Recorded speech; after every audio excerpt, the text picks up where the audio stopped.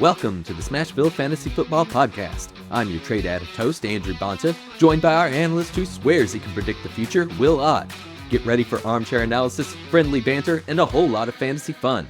Welcome back to Smashville Fantasy Football Podcast. We are entering week 4, having wrapped up week 3. This is going to be a little bit of a shorter episode for us. We, right at this moment, have the Cowboys-Giants game going on, so we want to be able to check that out too. So we're going to jump right into it here, looking at the league landscape for Smashville League. In week 3, No Hard Thielens pulled off a big win against Simple Jack, which puts her on top of the standings at 2-1. No undefeated teams right now. Who was our last undefeated? I know Wu-Tang Financial, Dan, we might have had 2, and I knocked off Dan, and then someone knocked off someone else too. So no undefeateds left, and only one winless team now, since you did get your first win in there. Congratulations. Woo! My hot take is victorious. Your hot take was also victorious on that one. I was a pretty hot take, though. It was hot going into the Sunday night games. I was sweating real hard. Likewise, I made a not so hot take that I would lose, and I did end up losing there. So I'm a little nervous at 1 and 2, but not quite as rough of a spot as the Meg, who is sitting at 0-3 at the bottom of the standings. What really hurts even more than that, I think, is the points for. Looking at the top of the list, No Hard Thielens has 417 plus points, and the Meg only has 241. It's going to be hard to create that production off the waiver wire. I think she needs to make some moves, but there's only so much you can do. Also, a little statistic I came across today, in the Yahoo leagues, only 12% of teams that start 0-3 make the playoffs historically. The odds are not in your favor if you're at 0-3 at this point.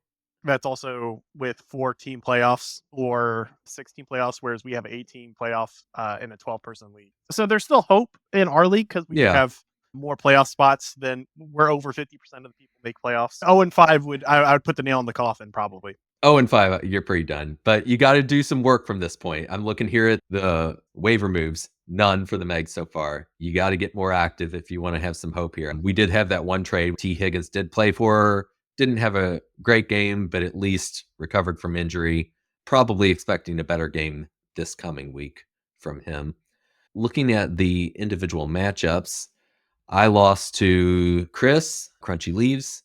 Did not have very good performance across the board there. I'll jump back into that maybe with some awards that I dole out near the end. Mint Berry Crunch won in a very close matchup versus Best Eater around. Mixing it pretty good, got the second win in there, but still a lower point performance than we saw from her in week 1 with 111 points versus 81 for the Meg. You had your win against Wu-Tang Financial, almost 99 points for you. I still haven't broken 100. Even though you got the win in there, your total points are still sitting there. Are you the second lowest right now, I think? Yes. Yep, you are. So, but I got Chubb coming back eventually. Yep, that should help. Then Mitchie Mitch had a pretty big game. Highest score of the week, 142.58 points versus Under the Radar with 107.68.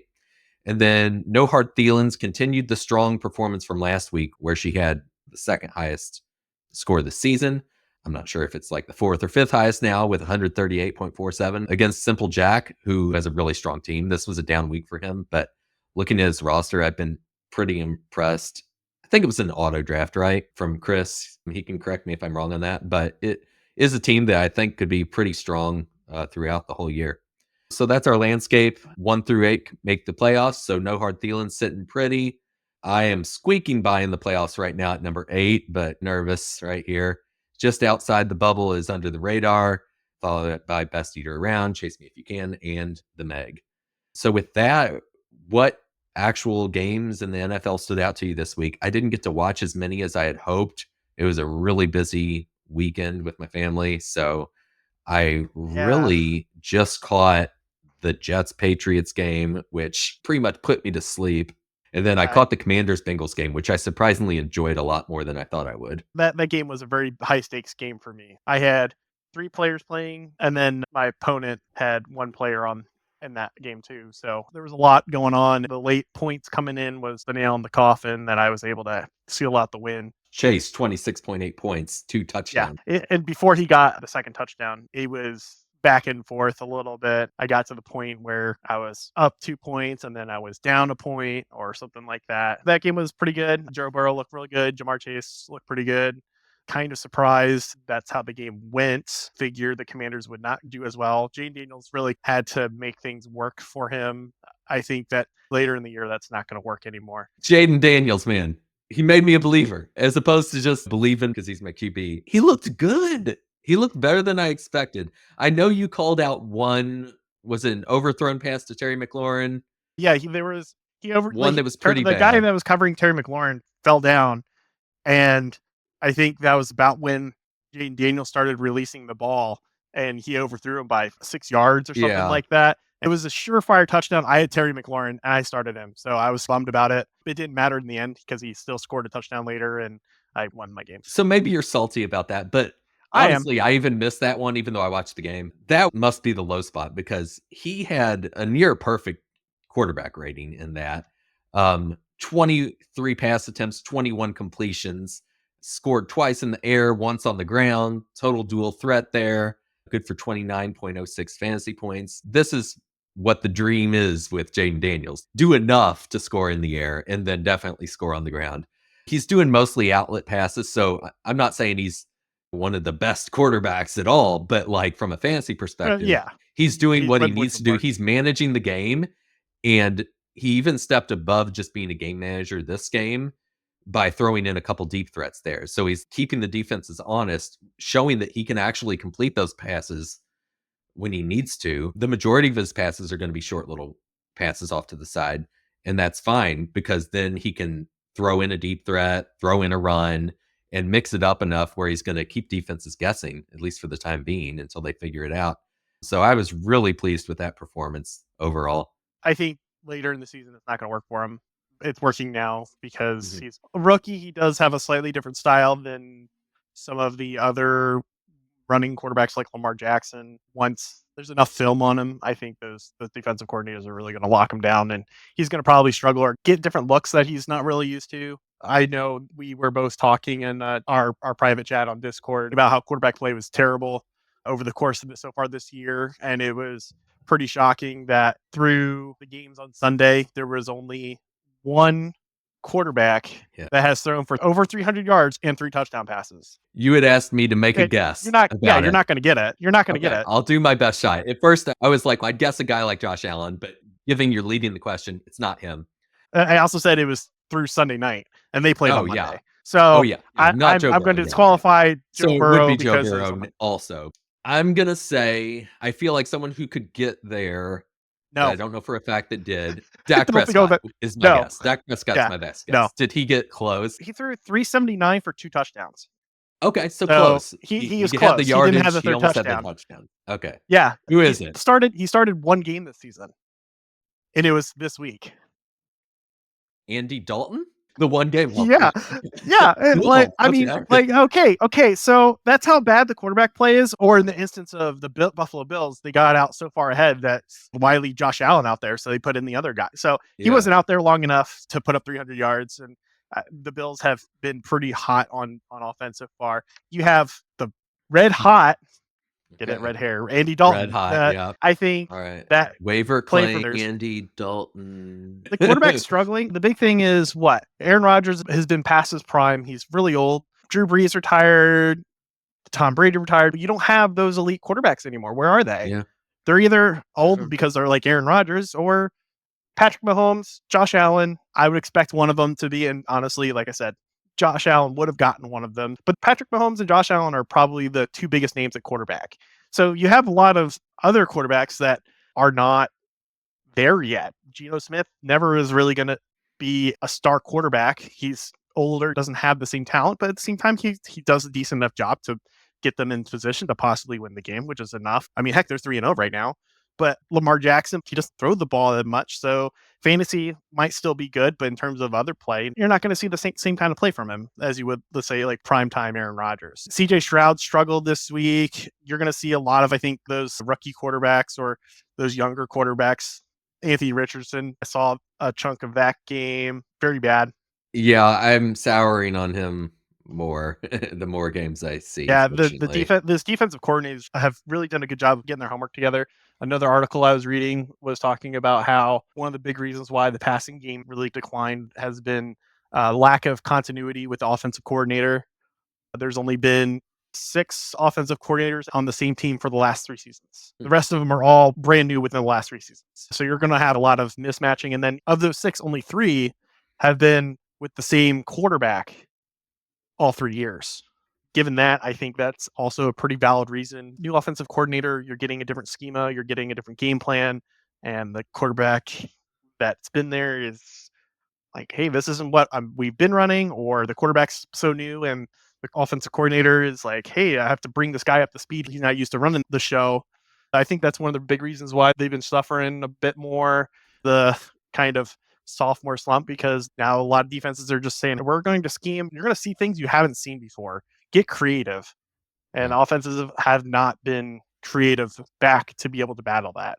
They're expecting that to change as the season goes on slowly. My observation that I would not be surprised to see is a lot of the younger quarterbacks continuing to struggle. You had mentioned Aaron Rodgers. I will say he's starting to look better again. Nothing blowing me away yet, but maybe he's shaking off the rust. Each game has been better than the last, and last game was 281 yards, 2 touchdowns, no interceptions. Against the Patriots. And he threw it a lot, 35 pass attempts. So he definitely looked competent in that one and looked like he can continue to play at a high level without blowing me away. But gosh, that game bored the heck out of me. Jacoby Brissett with Patriots, unfortunately. I like him, having seen him on the Colts, but he's down there in one of the worst starting quarterbacks for sure. From a fantasy perspective, maybe the worst. Yeah. I haven't looked at the list of all starting quarterbacks in their fantasy production yet, but it wouldn't surprise me if he was at the bottom of that. They swapped out Jacoby and put in Drake May. Oh, did they? I didn't even realize that near the end of the game. I didn't see this. I didn't this watch is just that from part. what I read on the article of the game. And they asked the head coach after the game, hey, is Drake May your QB1? He said, I have to actually watch the tape and stuff. So Not we'll a figure vote it of out. confidence. And then yeah, what Jacoby's doing isn't working. We'll just put Drake May to just get some experience and see what he can do.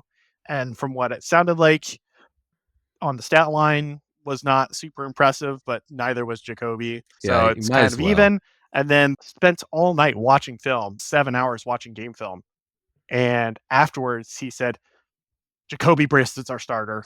Drake May is not even close to being ready. So that was a fun thing to hear about. But no, the big takeaway is Jacoby's going to be there to stay, and I still won't play Jacoby. There's no point in having Drake May as a backup or hey, maybe he might start and he might be good. You're not going to. Patriots were tough to watch, though. They're going to be tough. It was just so boring. Yeah.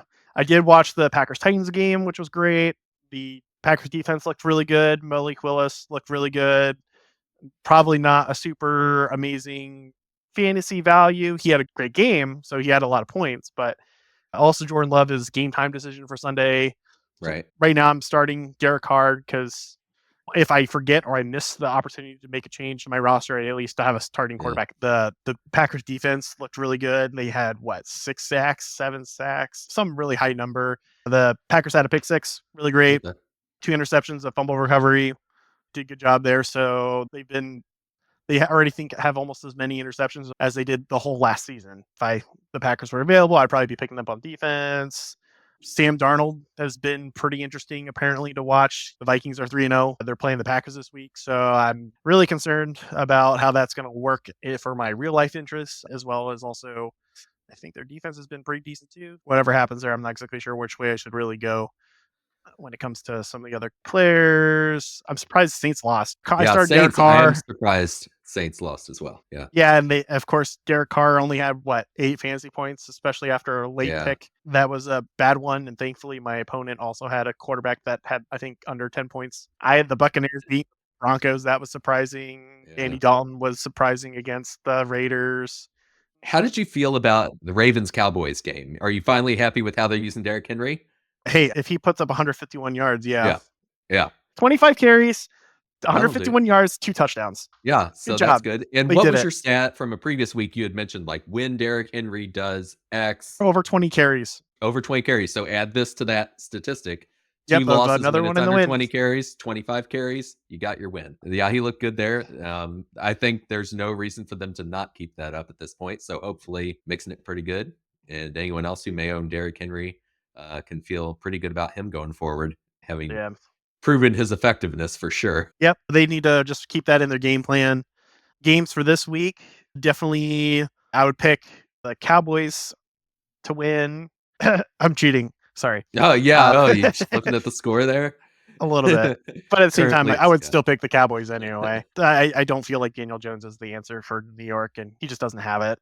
I'd probably pick the Vikings over the Packers, regardless if Love starts or not. I would like to say the Saints over the Falcons, but they looked bad last week. It was such a turnaround that it was surprising because they looked so great the first 2 weeks. I'll still say Saints. Let's just say one bad game for now. Although Alvin Kamara has a little questionable tag right now, so I'm curious if he's going to be game time decision or if he's going to play or not. Yeah, I hate the questionable tag. I wish they use probable or more often or doubtful more often, just so then you get an idea of, hey, this is the way it looks. So I'm going to say Saints and Falcons. I'm probably going to say Rams over the Bears. Matt Stafford needs to get going. He's got the ability. They just have not done a good job of producing. Steelers, Colts. Steelers being 3-0 right now is surprising. I could see this one being more of a defensive battle, and therefore the Steelers might take it. But it's hard for me to go against Jonathan Taylor. Broncos, Jets. I feel like the Jets are automatic win on that one. I'm going to be wrong, so, whatever. I would think so, too. The Eagles have looked on and off. Yeah, I'll give it to the Eagles. Buccaneers were a shoo-in until they lost last week pretty badly, so I'm going to probably say Eagles. Bengals, Panthers. Bengals are going to finally get their first win. Bengals, even though they're 0-3 and Panthers have a win in there. Yeah, they're the best. They're one of the best 0-3 teams I've ever seen before in my life. Yeah. For real. I really thought they'd beat the Commanders. Yeah, the Jaguars look terrible. CJ Stroud having a bad game last week. He's going to win. Cardinals Commanders is one that is, I expected both teams to be pretty mediocre, probably be 1-2 and 0-3, and they're 2-1, 1-2. I want to say the Commanders, but I hate saying that. I'm going to say nothing. I'm going to say it's a tie. I want to say Commanders. I don't like either team right now. Patriots, Niners. Niners should win that one pretty easily. Yeah. The Browns Raiders is probably going to be similar to the New England game last week. I feel like that's awful. Yeah. So who do you think is going to win? I don't have a strong opinion. Man, I wanted to say the Raiders, but their defense has not been the way I thought they would be. The Browns offense also is not very good right now. The Raiders offense is also not good. I might just say Raiders and just say I don't really care if I'm wrong. Everyone sucks here is the ruling. Okay. Yeah. J.K. Dobbins needs to go off in order for the Chargers to win that game. Bills beat the Ravens. It's not going to be even close. That's going to be my hot take, but that doesn't really mean much for fantasy. Dolphins, Titans, I think that game is just a loss for everybody that watches. I haven't watched any Titans yet. Will Levis looks terrible. He's 579 yards through 3 games. 4 touchdowns, 5 interceptions, and at least 1 fumble because they had 1 fumble against Green Bay. The Dolphins just need a quarterback. I mean, they got some talent. Yeah. They got obviously Devon Shane, Tyreek Hill, Raheem Mostert when he comes back. Is he? I don't know. Nearing coming back? I'm not sure. I don't think it matters. I think his career is going to be pretty much done. Not to say that he doesn't have the ability to play, but he's 31, and production has been mediocre this year so far when he has touched the ball. I don't think anyone's going to really take a gamble on him, or he might become a RB2 somewhere else. But he hasn't had too much opportunity yet this year. No, but it doesn't look good when you turn 30 and you have an injury like that. So I'm going to say his fantasy career should be on the over side rather than continuing to be a reasonable player. And then what last one? Seahawks, Lions? What were you thinking? Oh, Lions. I'm picking Lions. Really? I think it's going to be an easier win. I think the big winners in terms of fantasy points are going to be possibly Marvin Harrison Jr. I can see Jaden also doing well in that game. CJ Stroud, I think, is going to have a pretty good game. Joe Mixon's probably going to have a pretty decent game as well. Joe Burrow's going to light up the Panthers. I'm hoping Chase also does well. Do you want to transition into hot takes? We can sprinkle in some hot takes here since we're making just general predictions. Joe Burrow is going to have at least 2 touchdowns and 300 yards this week. Yeah, it wouldn't surprise he's going me to have this last game. Yeah, but I'm going to go out there. You're going to disagree with me, I think. But I'm going to stay on the Jaden Daniels hype train. this is a long-term view, so we're going to have to track it. But I think Jaden Daniels will finish the season as a top 5 fantasy points scored quarterback. Okay. And I wouldn't rank him top 5 like if no, but we're talking ranking fantasy quarterbacks. But from fantasy, I think he's there. And maybe it's not even a stretch because through 3 games, he's number 3. So it's not actually too surprising if you try to extrapolate it, but who knows what's going to happen. Injuries could be a concern for sure, and that would completely derail it. I forget the exact statistic, but during the last game, the announcers mentioned that he ran the ball X number of times, like a ridiculous number, but he only slid 2 times. Yeah. So he's running into contact every time. So that could be a concern. I'm not going to lie. Yeah. There was also a stat during that game. Through the first 3 games of his career, he has run as a quarterback. He has the second most rushing yards. Yeah. But he might have moved up to number 1. I think he did from what I saw. The number 1 was, I think, Warren Moon. And number 3 was Robert Griffin III, or as I like to call him, RG-knee. So, because he had several knee injuries. Yeah. Warren Moon has some hype or accolades to him, but those names are not necessarily names that you would feel super happy being named with. Yeah. And saying, hey, your career ends up lining up similar to Robert Griffin III or Warren Moon. Like, I'm not picking him as a dynasty quarterback, but this season I'll make a top 5 fantasy prediction. 38 rushes through 3 games, though. 3 rushing touchdowns. Of those 38 rushes, 2, maybe it ended up being 3 by the end of the game, were to give yourself up. And the rest, he was taking contact. Or running out of bounds. I don't know if those count. Maybe running out of bounds. I'm not sure how they count that. But way too much contact, though. So obviously, that is a major risk. I think maybe I'll throw out another one out there. I was looking at our team matchups in our league and trying to figure who might have a really close game and who might have a bigger spread. And at first I wanted to say that No Hard Thielens and Mitchie Mitch were like really closely matched in terms of like points. So I wanted to say, there'd be a small spread there. But given their ceiling, I don't think it's going to be as small of a spread as I first thought, because when you get up there at 160 points some games, there's a lot of volatility there, which means bigger spread in the final score. But I will say with that game, I think they're going to have the most points scored this season between the 2 of them, which means they'll need at least like 268 points between those 2 teams. So there's my other hot take. We're going to say that they're going to average out to have the biggest scoring game there. I think your game with the Meg might have the potential to go the other way, but I'm not going to quite make a prediction on that. I think you're going to win it, but I think the total points scored will be lower, so I'm not willing to say it's going to be the biggest spread or the smallest spread. Do you want to say it's going to be the lowest scoring game? I'm not quite willing to. It was on my list if possible, but I'm not going to commit to that. We are the 2 lowest scoring teams in the league so far. Yeah. It's maybe if not you want to say it, you could use it. No. But those are mine for the week. We'll see how it goes. My record's a little spotty on these guesstimations. Do you want to move on to some awards? I'd like to give out some awards. Or actually, I don't want to give one of these out. I'm going to give myself an award. I got my first game of the season. That is my award. The That a Boy award. Right? Yeah. And you know what? I should also give myself an award for always choosing a bad quarterback. The quarterback's bad week. Like, okay. Yeah. All right. Yeah, I know. That's real tough when you've gone through so many quarterbacks this year with injuries and everything. And then it's only through the 3rd game. 4 QBs on your roster, 3 games. Is that it? Because I've cut several and so on and so forth. Now I'm down to 2. And I also want to say that I don't know if I could have actually scored more points even if I used my bench. And I had very underwhelming games, point production. For instance, 5.4 for J.K. Dobbins and 4.8 for Josh Jacobs. Yeah, I don't think it would make much of a difference either. So, spoiler alert, no bench blunder for you. But I do have a few nominees, a few things that stood out to me.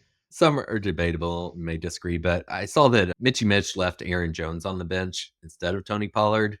I didn't like that. It's not like outrageous, but the end result was more dramatic than I think the difference in the call would have been expected to be. But Aaron Jones scored 20.8 on the bench for Mitch, and Tony Pollard only got him 2.9 as a starter. Under the radar left Deontay Johnson on the bench for 18.2 points. And I think guys that were starting were a little riskier. Samaj Perine, that was really a question mark on who was going to get the most production with Pacheco out there. I wouldn't have felt confident starting Perrine there. And then Brock Bowers as well. I didn't like those two starts. I get it after what you'd seen in the past, but past performance is not prediction of future. I think Deontay Johnson only had 1 point something fantasy points the first two games, but I'd still put the potential higher than the other two.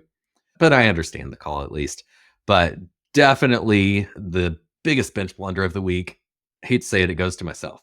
I left Chuba Hubbard on my bench, even though he'd been trending in a positive direction and things were looking better. And I kept Zamir White in, even though he was trending the other way in a negative direction. And the end result was something that you could expect. Chuba got 22.9 points, and Zamir White was very mediocre with 3.4 points. I'm about done with him. I'm losing faith. You should have accepted that trade, man. I should have, I guess. Well, that wasn't the part that I was conflicted about. It was the Deebo Samuel part, not the Zamir White part. Yeah, but who wants to trade me for him? Crickets? Okay. So yeah, I get the bench blunder of the week, and between that and maybe one other player on Chris's team, that would have been the difference. I could have got the win there. One or two things broke my way. Moving on to Waiver Wire Wizard, there were a few things I liked, but there was one just blow away performance winner that I don't have any choice but to give it to him. First, the pickups I liked. I liked Carson Steele pickup.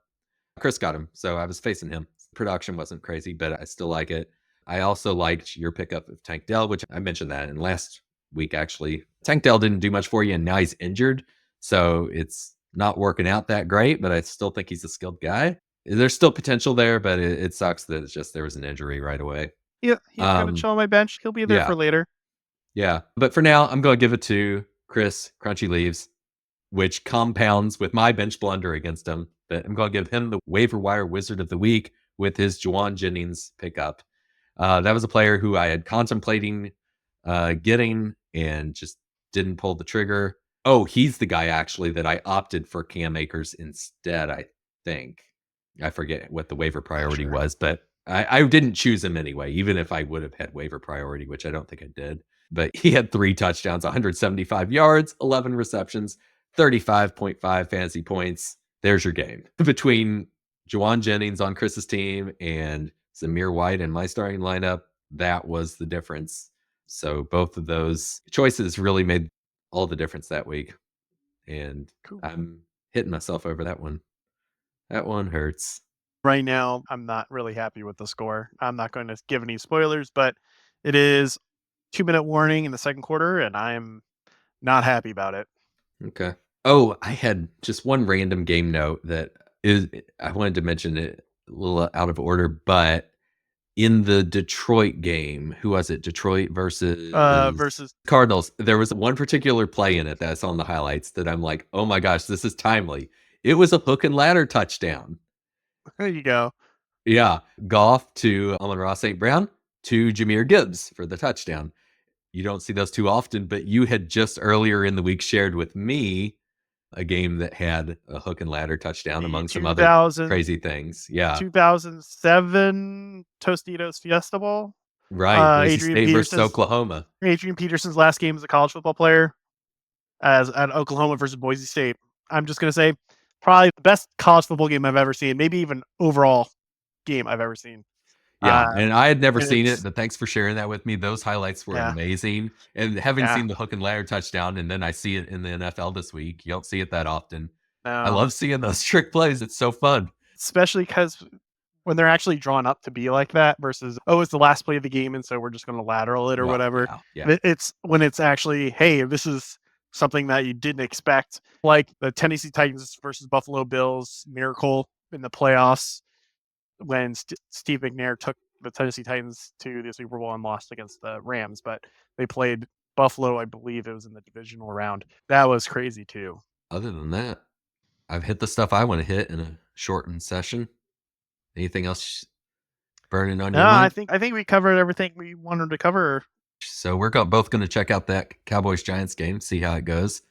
For better or worse. And as for everyone else, set your lineups, check for any injury updates, and get your waiver claims in, and we'll have a awesome week 4 in Smashville Fantasy Football. That's it for this episode of the Smashville Fantasy Football Podcast. As always, we have aspirations of adequacy, so come back and we'll try to do a bit better next time. See you next week.